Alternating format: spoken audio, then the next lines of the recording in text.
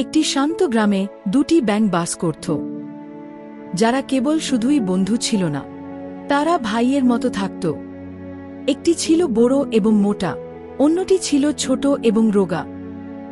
তাদের পার্থক্য থাকা সত্ত্বেও তারা অবিচ্ছেদ্য ছিল, সর্বদা একসাথে লাফালাফি করত এবং তাদের পৃথিবী অন্বেষণ করত। একটি উষ্ণ বিকেলে তারা তাদের স্বাভাবিক অভিযানের যাচ্ছিল, গ্রামে যাওয়ার জন্য কোনো নির্দিষ্ট জায়গা ছাড়াই লাফালাফি করছিল। হঠাৎ তারা গোয়ালঘরের কাছে একজন কৃষকের রেখে যাওয়া একটি বড় বালতি দেখতে পেল। কৌতূহলী হয়ে তারা ভিতরে কি আছে তা দেখার জন্য লাফালাফি করতে লাগল। বালতিটি লম্বা ছিল, তাই তারা ভিতরে কি আছে তা দেখতে পেল না। চিন্তা না করেই তারা লাফিয়ে পড়ল। বালতিটি দুধে ভরা ছিল।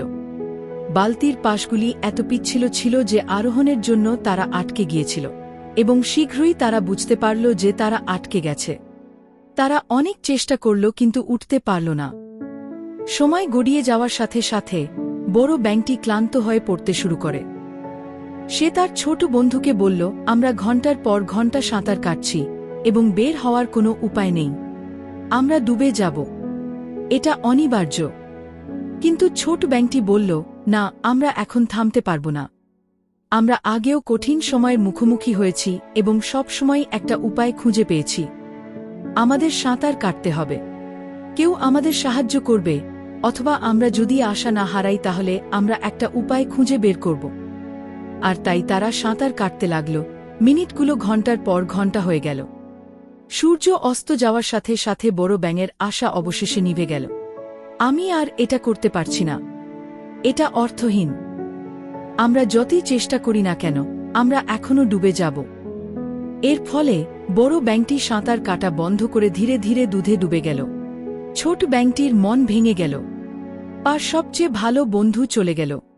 যদিও সে দুঃখিত ছিল, ছোট ব্যাঙটি সাঁতার কাটতে থাকল, কেবল নিজের জন্য নয়, তার বন্ধুর স্মৃতির জন্য। আমি তোমার ত্যাগকে বৃথা যেতে দেব না, সে ফিসফিসিয়ে বলল। সে লাথি মারতে থাকল। তাদের ভাগাভাগি করা সমস্ত ভালো সময়গুলো মনে পড়ল। রাত যতই গড়িয়ে গেল, অলৌকিক কিছু ঘটল। দুধ ঘন হতে শুরু করল। তার অবিরাম সাঁতার দুধকে মাখনে পরিণত করছিল।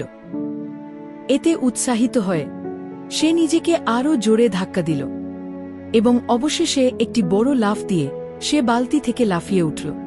সে মুক্ত ছিল, কিন্তু সে তার বন্ধুকে হারিয়ে কাঁদতে কাঁদতে বনের দিকে যাওয়া শুরু করছিল।